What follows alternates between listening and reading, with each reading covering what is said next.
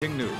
Breaking news, new video just into the Way 31 newsroom. The father on your screen, Marc Stone, is headed back to jail tonight. This video was taken as he left the courtroom after hearing the jury recommend he spend the rest of his life in prison without parole. Yesterday, he was convicted of 2 counts of capital murder for the deaths of his 7-year-old son and wife.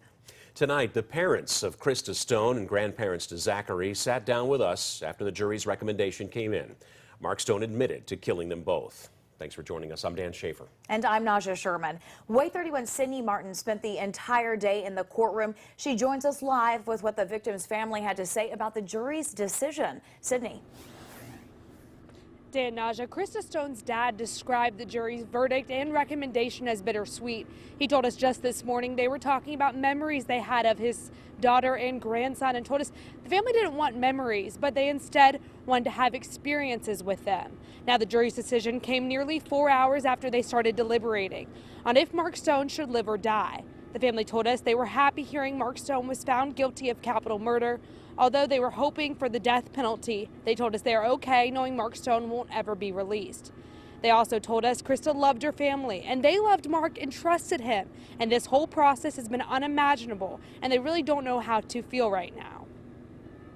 It's tough to see a man you once entrusted to take care of your daughter be convicted as well.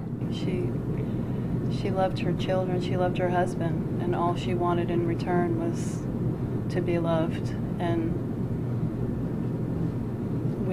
we hold that love in our hearts, and we always will.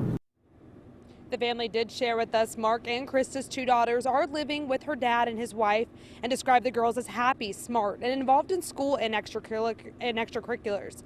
Now, the judge in this case still has the final decision if Marc Stone does spend the rest of his life in prison or if he receives the death penalty. A hearing date for that decision has not, been announced tonight.